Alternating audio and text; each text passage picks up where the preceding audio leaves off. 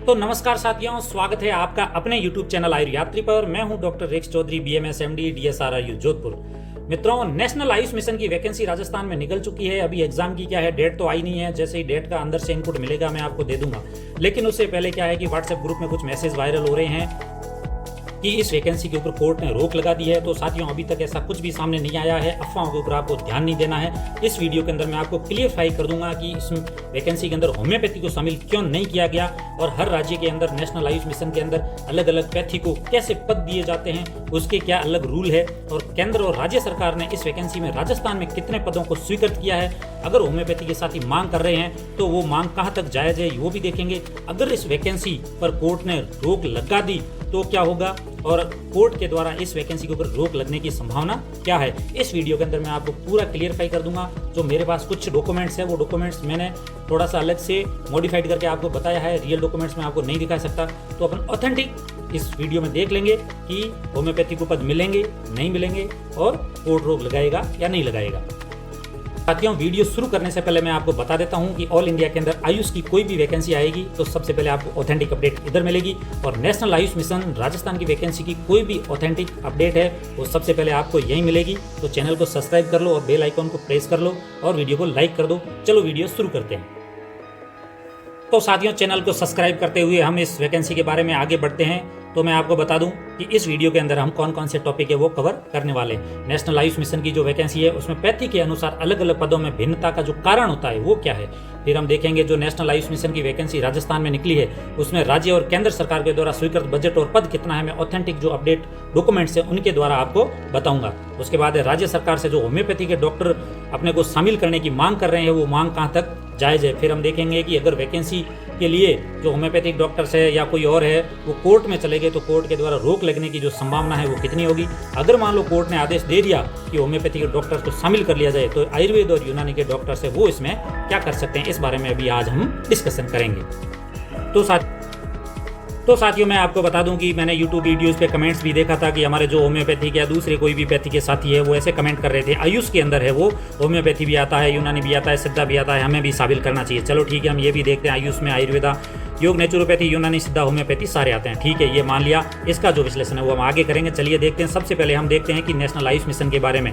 अब national Ayush mission सब NAM NM कर रहे हैं क्या, तो ये योजना 2014 में शुरू की गई थी, आप सबको पता है, और सेंट्रली स्पॉन्सर्ड स्कीम है। ठीक है, अब उसके उद्देश्य क्या है, आयुष की सेवाओं का विस्तार करना है, देश के हर कोने तक आयुष चिकित्सा पहुंचाना है। उसमें फिर एक और वर्ड आता है को-लोकेशन। को-लोकेशन का मित्रों अर्थ होता है PSC और CSC। जो PSC और CSC है उसके अंदर अलग से आयुष विंग की स्थापना करना, वो NAM के अंतर्गत आता है। फिर इंफ्रास्ट्रक्चर जो आयुष अस्पतालों और औषधालयों की जो स्थिति है उसको ठीक करना और सुधारना, और जो अंतिम उद्देश्य है जो आयुष की मेडिसिन है उसकी उपलब्धता सुनिश्चित करना, उसकी गुणवत्ता और सप्लाई है उसको भी क्या है बढ़ाना और अधिक से अधिक करना। मित्रों, ये तो हो गया कि NAM के मेन उद्देश्य है वो क्या है। फिर हम बात करते हैं कि उद्देश्य तो हमने देख लिए, लेकिन NAM के अंतर्गत आयुर्वेद, होम्योपैथी, यूनानी और सिद्धा डॉक्टरों की भर्ती जो करवाई जाती है उसमें केंद्र सरकार के द्वारा कोई नियम बनाया गया है? नहीं, केंद्र सरकार ने इसमें कोई नियम तय नहीं किया है कि किस पैथी के कितने डॉक्टर्स लेने हैं। लेकिन इस बात का ध्यान रखना, ये जो असमानता या भिन्नता होती है मुख्य रूप से जो नीचे मैंने नियम बताए हैं या राज्य सरकार की जो प्रक्रियाएं हैं उसके ऊपर ही डिपेंड करती है। तो देखते हैं कि कौन से नियम है जिससे आयुर्वेद, होम्योपैथी, यूनानी, सोवारिकपा या सिद्धा इनको कम ज्यादा संख्या में लिया जाता है। ऐसे कौन से नियम है, चलिए हम देखते हैं। सबसे पहले आप नियम देख पा रहे हो, सबसे मैंने स्टेट एनुअल एक्शन प्लान। ठीक है, NAM एक केंद्र प्रायोजित योजना है, लेकिन इसे जमीनी स्तर पर जो राज्य सरकार है वो लागू करती है, जो स्टेट आयुष सोसाइटी है वो लागू करती है। अब वो लागू कैसे करती है, राज्य सरकार क्या करती है कि अपनी जो स्वास्थ्य आवश्यकताएं होती है उसके अकॉर्डिंग एक स्टेट एनुअल एक्शन प्लान तैयार करती है। ठीक है, फिर स्टेट क्या करता है, अपना जो इंफ्रास्ट्रक्चर होता है उसके अकॉर्डिंग देखता है कि कितने आयुर्वेद के, कितने होम्योपैथी, कितने यूनानी, कितने सिद्धा डॉक्टरों की जरूरत है। वो क्या करता है, एक तरह का प्रस्ताव बनाता है। प्रस्ताव बनाने के बाद मिनिस्ट्री ऑफ आयुष को भेज देता है। अब मिनिस्ट्री ऑफ आयुष क्या करती है, उसको तकनीकी और वित्तीय मूल्यांकन करती है कि हाँ ठीक है ये सही है या नहीं है। उसमें ये कभी नहीं देखती कि कौन सी पैथी के कितने डॉक्टर शामिल किए गए, ये कभी केंद्र सरकार नहीं देखती है। सिर्फ प्रस्ताव पे ही ध्यान देती है कि कितना सही है और कितना गलत है, कौन सी पैथी को लेना है। दूसरा ये देखा जाता है कि स्थानीय जो जनसांख्यिकी या पैथी की लोकप्रियता उसको देखा, रीजनल डोमिनेंस होता है वो देखा जाता है कि भारत के जो अलग अलग राज्य है वहाँ अलग अलग जो चिकित्सा पद्धति और संस्कृति को प्रभाव है, उस अकॉर्डिंग क्या राज्य सरकार होती है वो नीतियां बनाती है। जैसे हम ले लेते हैं सिद्धा को, तो मुख्य रूप से तमिलनाडु और जो कई जो साउथ के स्टेट है वहाँ पे सिद्धा है, उसके पद ज्यादा होते हैं। आयुर्वेद और होम्योपैथी के वहाँ पे पद नहीं होते हैं, सिद्धा और नेचुरोपैथी के वहाँ पद ज्यादा होता है। एग्जाम्पल के रूप में मैं आपको तमिलनाडु की जो वैकेंसी है NAM की वो मैं दिखा दूंगा, अभी पहले देख लेते हैं इधर। फिर आते हैं हम यूनानी पे। तेलंगाना, आंध्र प्रदेश, उत्तर प्रदेश और दिल्ली के कुछ जो एरियाज है वहाँ क्या यूनानी की मांग है वो बहुत ज़्यादा है, तो वहाँ पे यूनानी की पोस्ट ज़्यादा निकलती है। फिर हम बात करते हैं आयुर्वेद और होम्योपैथी, तो राजस्थान, मध्य प्रदेश, उत्तर प्रदेश और गुजरात वहाँ के स्टेट में क्या आयुर्वेद की पोस्ट है और आयुर्वेद की मांग ज़्यादा है। लेकिन पश्चिम बंगाल, केरल और महाराष्ट्र के कुछ ऐसे हिस्से हैं जहाँ पे क्या होम्योपैथी है वो बहुत ही ज़्यादा चलती है, तो राज्य सरकार क्या करती है वहाँ पे होम्योपैथी की पोस्ट ज़्यादा निकालती है। तो मित्रों, मैंने आपके सामने एक वैकेंसी रखी है जो कहाँ की है, तमिलनाडु की है, तमिल में लिखा हुआ है, लेकिन इतना तो अपने को समझ आ ही रहा है। आप देख पा रहे हो कि ये 19/12/2025 की वैकेंसी है, ठीक है। यहाँ आप देख पा रहे हो मेडिकल ऑफिसर आयुष, ठीक है, पोस्ट है वो 3 है, लेकिन यहाँ पे इन्होंने क्या रखा है देखो, सबसे ऊपर बैचलर ऑफ सिद्धा मेडिसिन एंड सर्जरी। अब यहाँ BAMS, BHMS, BUMS किसी को भी नहीं रखा गया। फिर हम नीचे देख पा रहे हैं आयुष कंसल्टेंट, 3 पोस्ट है, और यहाँ पे इन्होंने सबसे ऊपर क्या रखा है, bachelor of naturopathy and yogic science. अब आप मेरे को ये बताओ, यहाँ BAMS कहाँ है और BHMS कहाँ है? कोई भी नहीं है ना। यहाँ क्या है, BSMS है और BNYS है। यहाँ पे आयुर्वेद और होम्योपैथी को नहीं लिया गया है। ये तमिलनाडु की वैकेंसी है, क्योंकि वहाँ की जनता को सिद्धा और नेचुरोपैथी में ज़्यादा इंटरेस्ट है, तो उन्होंने इसी डिग्री की ही वैकेंसी निकाली है।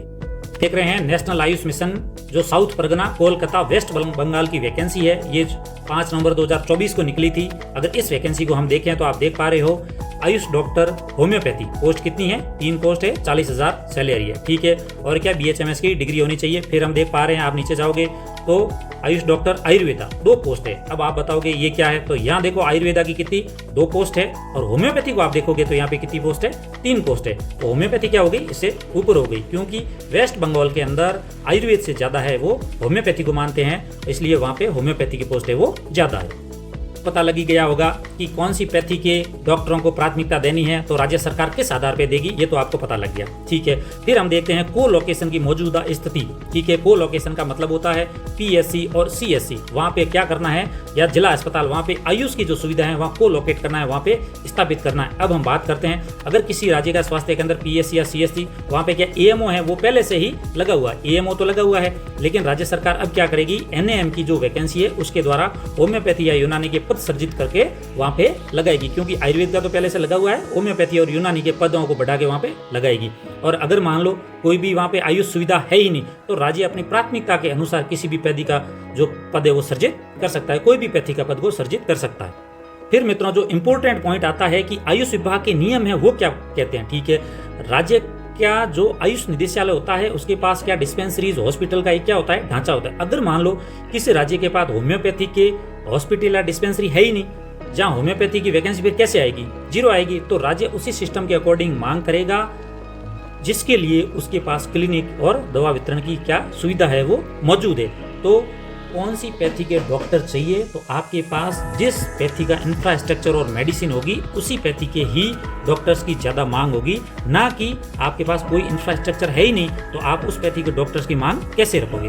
फिर हम देख पा रहे हैं कि वित्तीय और प्रशासनिक नीतियां क्या है। अब वित्तीय बजट को देखते हुए ही राज्य सरकार ये तय करती है कि किस पैथी के डॉक्टरों की भर्ती उनके मौजूदा बजट और स्वास्थ्य लक्ष्यों के लिए सबसे उपयुक्त है। अब मान लो कि आपके पास हॉस्पिटल ही नहीं है और आपने होम्योपैथी को ले लिया, तो होम्योपैथी का हॉस्पिटल नहीं है, उस एरिया के लोग होम्योपैथी की मेडिसिन नहीं ले रहे हैं, तो आप डॉक्टर कैसे लगा दोगे।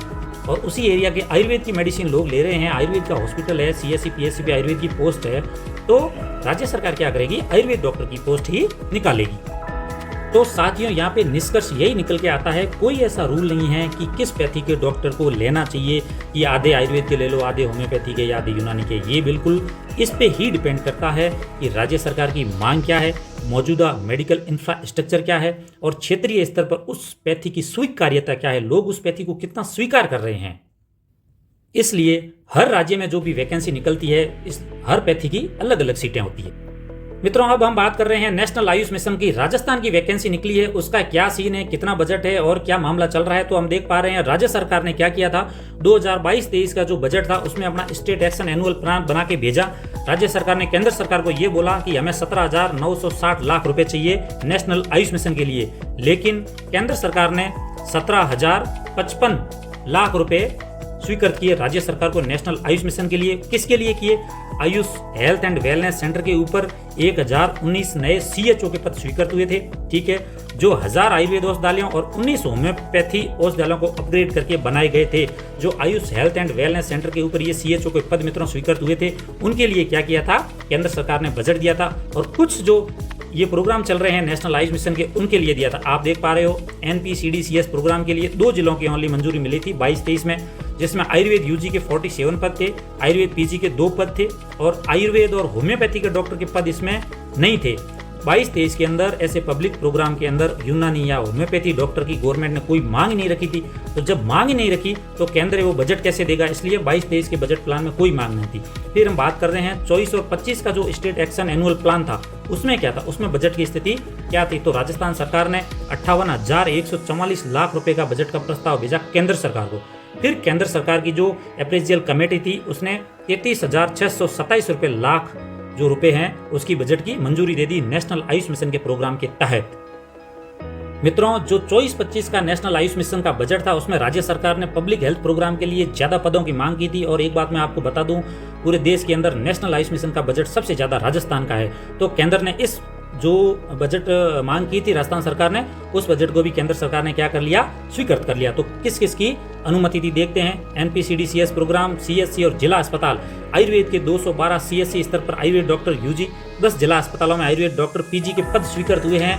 मेरे पास डॉक्यूमेंट है, उसमें क्लियर लिखा हुआ है आयुर्वेद यूजी या आयुर्वेद पीजी। फिर उसमें क्लियर लिखा हुआ है यूनानी के 100 CHC स्तर पर यूनानी यूजी के पद स्वीकृत हुए हैं। फिर हम प्रोग्राम में देखते हैं Supraja, आयुर्विद्या, osteoarthritis, Ayush mobile unit और आयुष्मान आरोग्य मंदिर।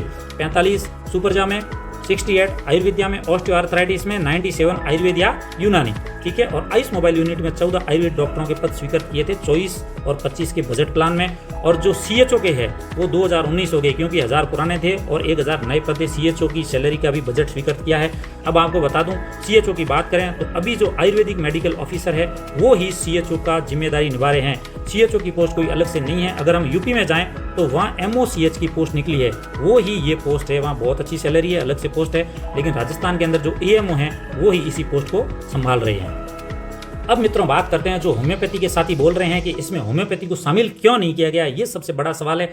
उस सवाल का आंसर आपको यही मिल गया है कि 2024-25 के जो स्टेट एक्शन एनुअल प्लान था उसमें सरकार ने जो पब्लिक प्रोग्राम थे उस कार्यक्रमों के लिए होम्योपैथी डॉक्टरों की सैलरी या मानदेय के लिए कोई अलग से मांग नहीं भेजी है। उन्होंने सिर्फ और सिर्फ आयुर्वेद और यूनानी डॉक्टरों की मांग ही केंद्र सरकार को भेजी थी और केंद्र सरकार ने उस मांग को अप्रूव कर दिया। हाँ, होम्योपैथी के लिए केवल दवा, अस्पताल का अपग्रेडेशन और कंटिजेंसी के लिए अलग से बजट है वो स्वीकृत हुआ है, लेकिन होम्योपैथी MO के लिए कोई बजट है वो स्वीकृत नहीं हुआ। तो मित्रों, मैं आपको जो भी यहाँ पे बता रहा हूँ ऑथेंटिक डॉक्यूमेंट से बता रहा हूँ, तो एक बार आप चैनल को जरूर सब्सक्राइब कर लो। अभी तक सब्सक्राइब नहीं किया है तो आगे देखते हैं। मान लो इस वैकेंसी के अंदर जो होम्योपैथी के साथी है वो कोर्ट चले जाएं तो हमारी जो कानूनी संभावनाएं हैं वो क्या बनती? तो मित्रों, सबसे पहले तो हम बात करते हैं कानूनी रूप से जो होम्योपैथी की मांग है वो कितनी संभव है, उसमें क्या दम है। तो हाई कोर्ट सबसे पहले तो जो पॉलिसी डिसीजंस होता है उसमें कभी दखल नहीं देता है। केंद्र सरकार ने जो पॉलिसी बना दी वो बना दी। फिर भी मान लो कोर्ट ने अगर कोई ऑर्डर दे रहा है, सरकार को नोटिस जारी कर रहा है, तो सरकार अपना जो तर्क है वो क्या रखेगी? सबसे पहले यही बोलेगी 2023, 24 और 25 के जो प्लान था उसमें हमने केंद्र से स्पष्ट रूप से केवल आयुर्वेद और यूनानी डॉक्टरों की ही मांग की थी, होम्योपैथी डॉक्टरों की मांग ही नहीं की। उसमें कहीं भी होम्योपैथी डॉक्टरों का कोई बजट नहीं है। फिर है राज्य का विशेष अधिकार। संविधान के तहत राज्य की सूची का जो है वो स्वास्थ्य है वो विषय है। तो सरकार क्या करेगी? एफिडेविट दे देगी कि वर्तमान में मेडिकल की जो हमें आवश्यकता है और हमारा जो इंफ्रास्ट्रक्चर है, जैसे पुराने आयुर्वेद औषधालय, हेल्थ वेलनेस केयर सेंटर है, उसमें हमें आयुर्वेद डॉक्टरों की ही जरूरत थी, तो हमने उसी का ही बजट मांगा है। क्यों? अगर कोर्ट की हम बात करें तो इस बात की संभावना तो क्या बिल्कुल कम है कि कोर्ट राज्य सरकार को आदेश देगा कि आप होम्योपैथी को अपनी जरूरत के खिलाफ जाके शामिल कर लो। हाँ, कोर्ट ये जवाब मांग सकता है सरकार से कि आपने इनको शामिल क्यों नहीं किया। अगर मान लो कोर्ट ने कोई आदेश दे भी दिया, मान लो कि कोई कोर्ट है आदेश दे देता है होम्योपैथी जो कैंडिडेट्स है उनके पक्ष में, तो इसके क्या दो रिजल्ट हो सकते हैं। सबसे पहले जो वैकेंसी उसके ऊपर है स्टे लग जाएगा। जब तक सरकार पदों पर दोबारा रोस्टर बजट तैयार करने लेती तब तक परीक्षा और भर्ती प्रक्रिया पर बहुत ही अधिक समय के लिए रोक लग जाएगी। वैकेंसी है वो साल 2-3 साल के लिए क्या है लंबी खिंच जाएगी, क्योंकि सरकार के द्वारा रोस्टर बनाना, बजट मांगना, केंद्र का बजट देना, उसमें बहुत ही अधिक टाइम लग जाएगा। फिर दूसरा आता है अतिरिक्त पदों का सृजन। सरकार क्या करेगी, अपनी विज्ञप्ति में संशोधन करके होम्योपैथी के नए पद जोड़ेगी। मित्रों, होम्योपैथी के नए पद जोड़ेगी। फिर हम बात करते हैं कि अगर पद जोड़ेगी तो आयुर्वेद और यूनानी के पद कम होंगे क्या? तो ये बिल्कुल ही गलत है, पद कम नहीं होंगे, क्योंकि इस केंद्र सरकार ने जो एक्शन प्लान है उसमें अनुमति किसको दी है, आयुर्वेद और यूनानी को दी है, होम्योपैथी को नहीं दी है। इसलिए इनके पदों में क्या है कमी नहीं होगी। और एक बार जो पद वित्तीय रूप से स्वीकृत हो जाते हैं, विज्ञप्ति में आ जाते हैं, तो दूसरी पैथी को क्या है ट्रांसफर आप उसको नहीं कर सकते। तो नो डाउट होम्योपैथी को शामिल करेंगे, अगर सरकार शामिल करना चाहेगी तो अतिरिक्त पद लाएगी, बजट लाएगी, अनुमति लाएगी, फिर अलग से पद जोड़ेगी। आयुर्वेद में से कोई भी पद या यूनानी में से कोई भी पद है वो नहीं लेगी। अगर एक और ऑप्शन मानते हैं कि मान लो कोर्ट ऑर्डर दे दे कि उनकी सीटों को कम करके होम्योपैथी के डॉक्टर्स को सीटें दे दो, तो फिर आयुर्वेद और यूनानी के जो डॉक्टर्स है उनके पास क्या ऑप्शन बनता है, तो वो क्या करेंगे, इंटरवीनर बनेंगे। सबसे पहले जिसको हम हस्तक्षेप याचिका कहते हैं कि कोई भी अगर आप फैसला दोगे, स्टे दोगे, तो सबसे पहले है वो हमारा तर्क है वो देखेंगे। फिर है जो आयुर्वेद और यूनानी के जो वकील है वो भी कोर्ट के सामने ये कह सकते हैं कि पब्लिक हेल्थ इमरजेंसी है भाई, अलग अलग प्रोग्राम चल रहे हैं, स्वास्थ्य कार्यक्रम चल रहे हैं, अगर कोई भी भर्ती रोकी तो जनता है वो स्वास्थ्य सुविधाओं से क्या है वंचित रह सकती है। और फिर दूसरा और भी तर्क देंगे, बजट लैप्स होने का भी खतरा है। केंद्र सरकार ने जो SSAP के तहत बजट आयुर्वेद और यूनानी के लिए दिया था, अगर देरी हुई भर्ती में तो फंड है वो क्या हो जाएगा, लैप्स हो जाएगा। फिर वकील ये भी तर्क दे सकता है कि सप्लीमेंट्री नोटिफिकेशन का विकल्प है कि अदालत को लगता है कि होम्योपैथी के साथ गलत हुआ है, तो अदालत राज्य सरकार को उसके लिए अलग से पद सृजित करके पूरक वो विज्ञप्ति होती है, सप्लीमेंट्री नोटिफिकेशन होता है, वो आदेश दे सकती है, जिससे जो अभी वैकेंसी शुरू हो चुकी है उसके ऊपर कोई इफेक्ट नहीं पड़े, उसको किसी भी कीमत पर क्या है नहीं रोका जाए, और अलग से सप्लीमेंट्री नोटिफिकेशन निकाल के उनके लिए वैकेंसी निकाल दी जाए। और मित्रों, जानकारी के लिए एक और बात बताता हूँ, सुप्रीम कोर्ट के क्या है कि कई पुराने फैसले हैं जिसमें कई बार ये फैसला दिया है कि किसी एक वर्ग की मांग के कारण पूरी चयन प्रक्रिया को बंधक नहीं बनाया जा सकता। कोर्ट यही आदेश देता है कि वर्तमान जो भर्ती चल रही है उसको चलने दिया जाए, और याचिका करता है उनके लिए क्या है अलग से विचार किया जाए। हमेशा कोर्ट का निर्णय होता है वो यही होता है, क्योंकि वैकेंसी को आप रोक नहीं सकते। तो साथियों, मैं आपको बता दूं, ये जो सारा विश्लेषण है मैं स्पेसिफिक मैंने आपको डॉक्यूमेंट से ही बताया है, कम से कम 100-200 पेज के डॉक्यूमेंट्स है, उसमें से सार निकाल के आपको बताया है।